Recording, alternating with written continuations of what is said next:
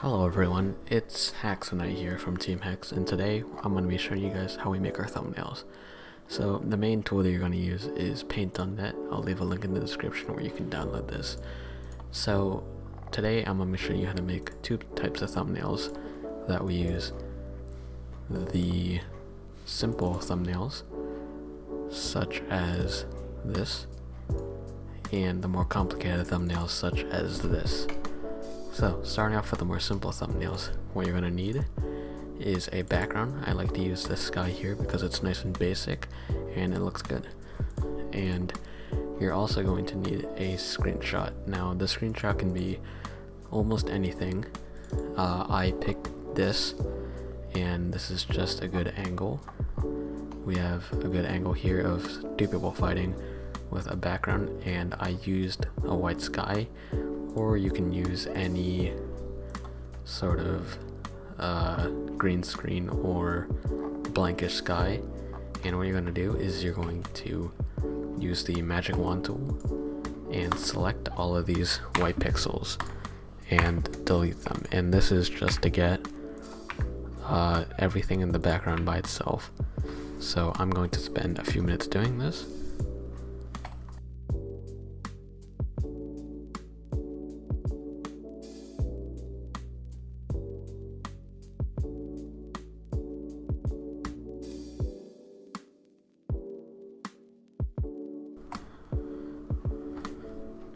And just like that, we have removed the background here, and since I play not in full screen, I'm just going to get rid of this top part, just like that. And now what we're going to do is we're going to select all of this and go to our magic wand tool, and we're going to hold Alt, which allows us to deselect pixels, and we're going to deselect all the transparent pixels. And what this does, and we're also going to hold Shift, so this gets rid of all of the transparent pixels, and it leaves us with just the background and everything else. The way I can get this background as well from any given picture is I go to remove.bg, and this allows you to remove the background from pictures. So for example, if the picture is somewhat simple, such as, let's say, this one, it will remove parts of the background that are supposedly the background, and sometimes it does not work correctly, so that's why I suggest making the sky a uniform color or just turning off skies to make it a little bit easier. So once you get to this position where you have everything selected just like this, you're going to hit Control A to select, and you're going to go over to your sky layer.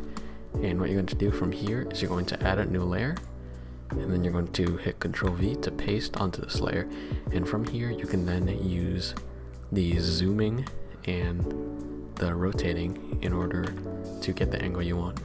In order to keep this image locked on a specific spot so it doesn't make everything look too smushed, you can hold Shift while dragging, and that keeps everything uniform and looking nice. So I'm gonna drag everything and maybe rotate it a little bit so that these edges here are off the screen. Maybe zoom in a little bit here. That looks good. And to deselect, I can hit Escape or hit S another time and then click out. And as you can see, we now have a good looking background. So now what we're going to do is we're going to go to the background layer, and we're going to go to Effects, Blurs, and then Zoom Blur. If you don't have all of these effects, I will leave a link down below to where you can get them. These are just Finlay's effects. So you're going to go to Zoom Blur, and from here we can choose where we want it to zoom into. I prefer to have it zoom into the main spot where you want the attention to be focused. So let's say, for example, I was using this thumbnail here. I use a zoom blur to zoom in on this penguin skin, and I'm going to do the same thing here. So we're going to go to Effects, Zoom Blur, and I want to emphasize these two players right here. So I'm going to move the crosshair to go over that specific part of the image, and we're going to turn up or down the zoom amount. I recommend having it somewhere around 15, and you can experiment. Just don't make it too much or else it'll distract from the main part. You want them to be looking at more what's in front and not the background. I prefer around 20-ish or 26, somewhere around here looks good. So I'm gonna hit OK, and now we're gonna start worrying about everything else. So what we're going to do is we're going to select the new layer, and now we're going to hit duplicate layer 3 times. 1, 2, 3. On this bottom layer here, we're going to go to effects, blurs, and we're going to go to motion blur, and this gives everything a nice blur sort of shadow as if it were moving.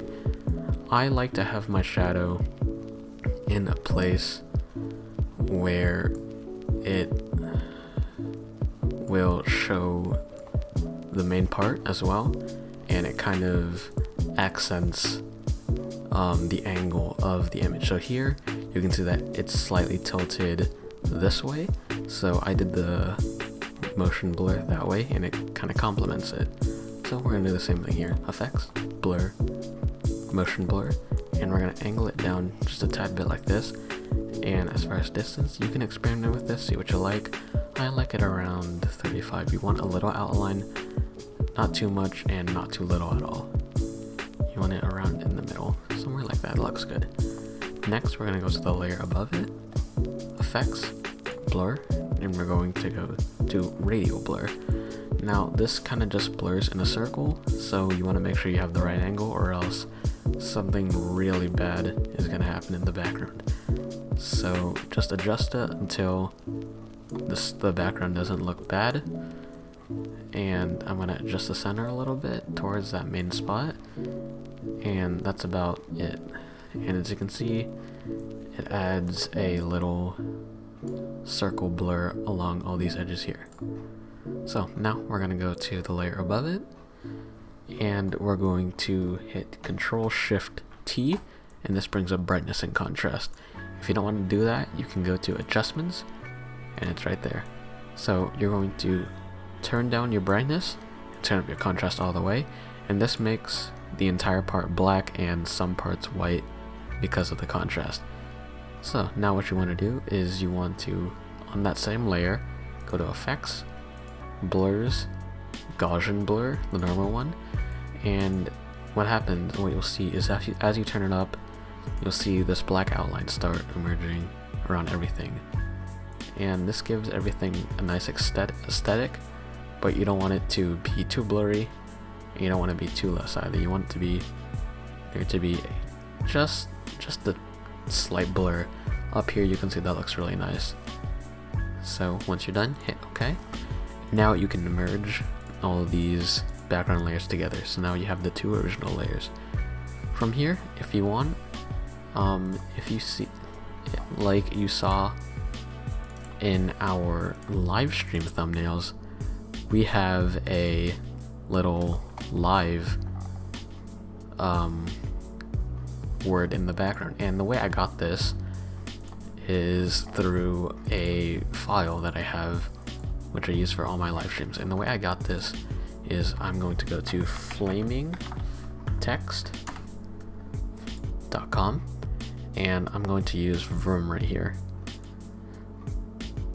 Hit edit logo, and from here you can type whatever. I prefer to type live if we're doing a live stream with an exclamation point, and I like to use Luckiest Guy. This is just a nice looking font for YouTube thumbnails, and you can adjust the size as wanted. None of this other stuff really matters. The only thing that I like to change is logo here, and I believe I turned down the outline size for white. I turn it basically all the way down, and I turn up the outline size maybe just a tad bit, leave it at 4. That looks nice right there. I don't want any white outline, but I want the black outline here. So now once you're ready, you're gonna go to background, and you're going to, for type, you want to click transparent. And now you're done. You can just go next, and instead of hitting buy logo, you just want to hit download, and that'll download right here, and you can save that to a folder.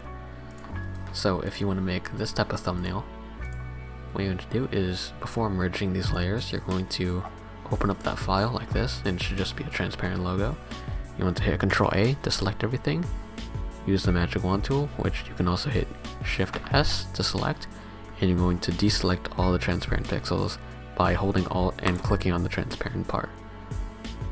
And I'm also going to turn down the... I'm actually just going to use this entire thing here, as these are transparent pixels and they shouldn't mess up anything too badly. So we're going to go back to here, create another new layer, and we're going to drag it below the top layer here, but above the background layer. So once we're on this layer, we're going to hit paste, and as you can see it in the corner here. And now I'm just going to adjust it to a spot where I like. In the thumbnail, I put it around here and I made it kind of big. So I'm gonna put it over here now, and the reason why I put it below these layers is so that the thumbnail has a little bit of depth. So I like it around maybe right here. And now we're gonna do the same thing that we did with this layer. So we're going to make 3 layers,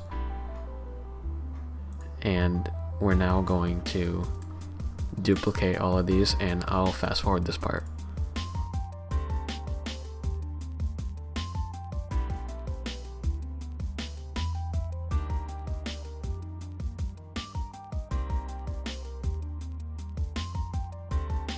Alright, so now once you're done, you can just merge all these down and merge these together, and there you go. You now have your thumbnail. Now, one last thing I like to do, this is completely optional, but I like to have a little border around the thumbnail. And the way I did this is I duplicate the finished thumbnail, and on the bottom layer what I would do is I would hit Control Shift T for brightness, and I'm going to turn the brightness up, not all the way, just maybe a tad bit above 0, and turn the contrast a little bit below 0. And what happens is it creates a brighter version of the original thumbnail. So now you're going to go up to the not bright one, the normal one, and what you're going to do is you're going to hit Control A to select everything, and then hit M, and this allows you to move around the thumbnail. So what you're going to do is you're going to come around to the side here where you see these circles, and you can zoom in by holding Control and scrolling. And what I want to do is I want to move this and drag it in 12 pixels. So 1, 2, 3, 4, 5, 6, 7, 8, 9, 10, 11, 12.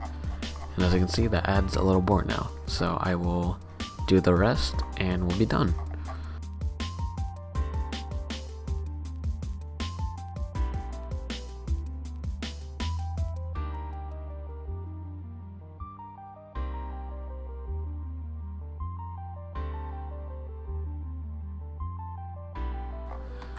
And just like that, we now have a nice brightened border around the edge of the thumbnail. We can now merge the layers together, and there you go, you have your thumbnail. So for the harder thumbnails, such as the one I used for Sakura32X right here, you are going to need a tad bit more work to do this thumbnail, but it's generally the same concept as this.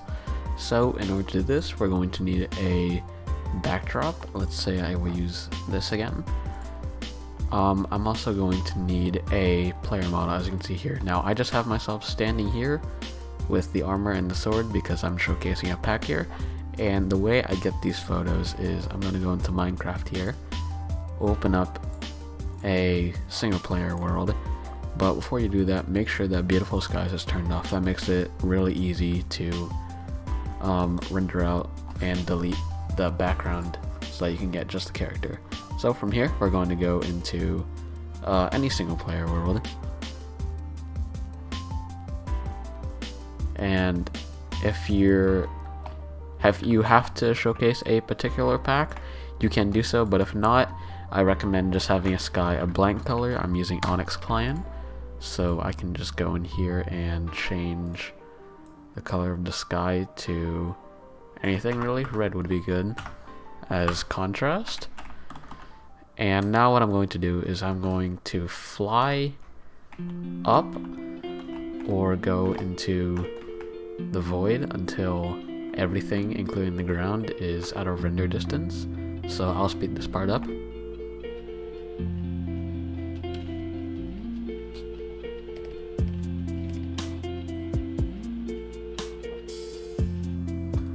So as you can see now, we are in the middle of nowhere with just a red background, and now we can take any items that we want to showcase in the pack. So let's say I want to hold an iron sword. I can show that in the thumbnail just like this. So for my thumbnail example, I will hold a diamond axe. And what I'm going to do now is I'm going to go to my settings, go to video settings, and I'm going to turn down my FOV to something small, maybe around 40. And this is just so you can get a nice close-up shot of the skin. This isn't particularly necessary, but it makes it just a tad bit easier to get those close-up shots. So from here, now we're just going to select an angle, and since I am using Onyx Client, I have free look here,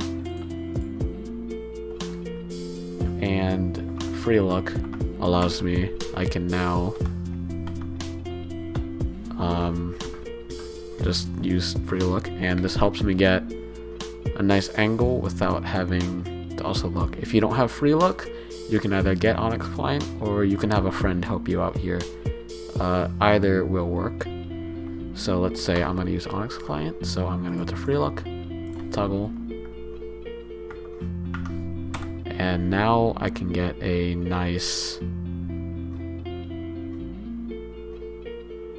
angle just like this. And once you're ready, just hit F1, and now from here you can either use the Windows Xbox game bar, or you can just hit Windows Alt print screen, and it'll show a notification message that the screenshot is saved.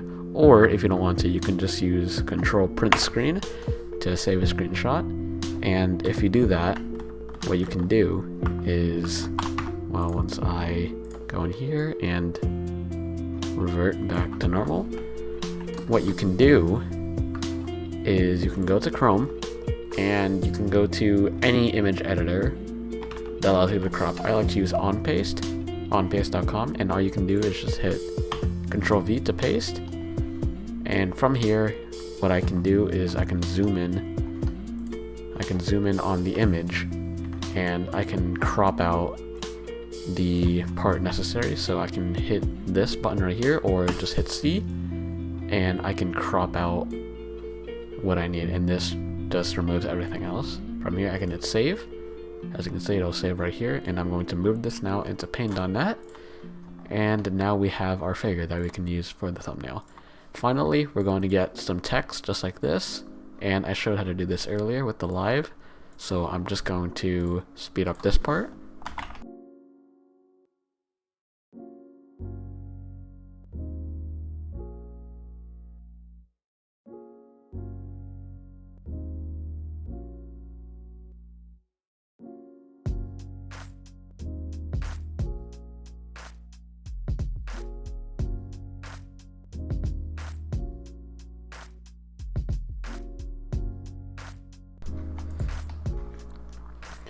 And just like that, we now have our nice text. So what we're going to do is we're going to do the same thing as we did for this thumbnail. So what I'm going to do is I'm going to take my person here. I'm going to use the magic wand tool, which is Shift S, click this background, hit delete, and now we have just this part here, and there's a few pixels here, so I'm going to turn down the tolerance, so that this part isn't selected.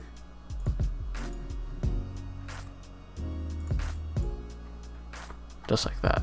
Now I can hit delete, and now we have just a skin. So I'm going to hit Control C, and now I'm going to make a new layer. Control V to paste, and I can move this and manipulate this any way that I want. So let's say I want to have the person right here standing, and for this background I didn't use this particular sky here. What you can also do is you can go onto any server, let's say the Hive, and what you can do is you can go around and look for any spots that may look nice as a background. So maybe right here I can zoom in a little bit, just like this, and I can use this as a background right here.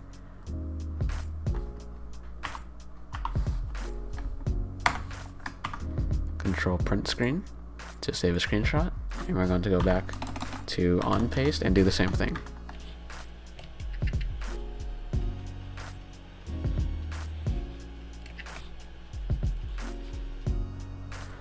Just like that, and now we have ourselves the background here. We can get rid of all of this red, make sure it isn't selected anything else, just like that. And this in the background here seems to be a reflection of the sky, so we can just go in and manually delete these little parts, just like that.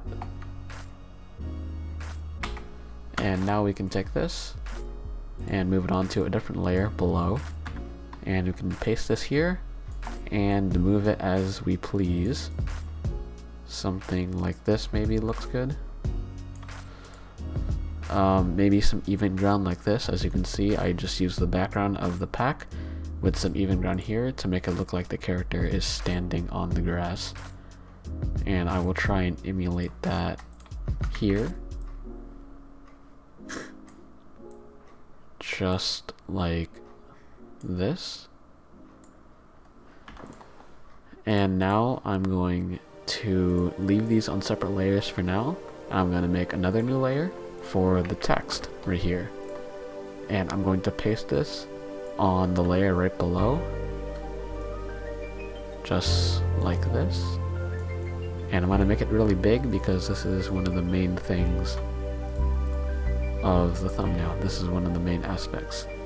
And if you want, you can make it really big. Right here, as you can see, I overlapped it with the character just to give it a little bit of depth. And I'm gonna maybe make the character a tad bit bigger, just like this. And that looks pretty good. So now we're gonna do the motion blur, Gaussian blur, and radial blur for all of these layers, and the zoom blur in the background. So I will speed up this part.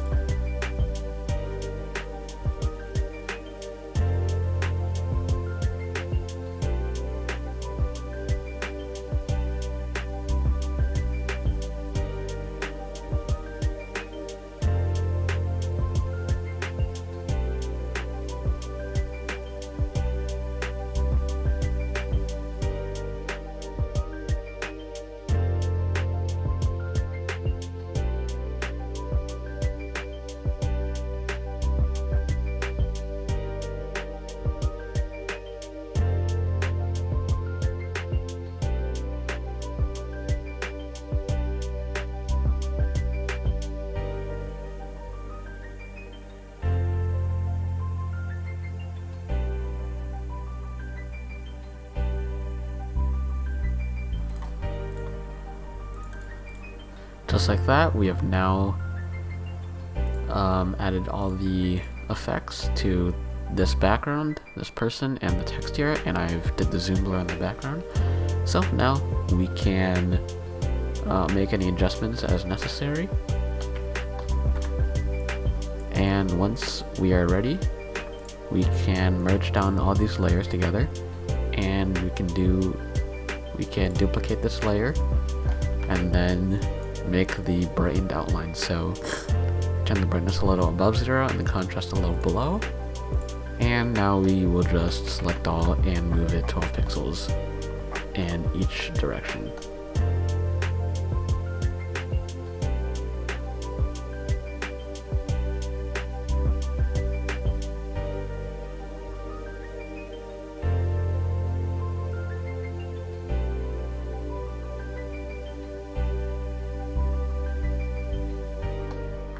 And just like that, we have a finished thumbnail. This is obviously not going to be as good as this. You can tweak it around as necessary, and you can end up with something looking like this. As you can see, I zoomed a little bit more here. You can see there's a little bit more blur here, and the text is a little bit more fine-tuned. But this is the general concept. So that is how you make the more complicated thumbnails. And that is the end of the video, so we will see you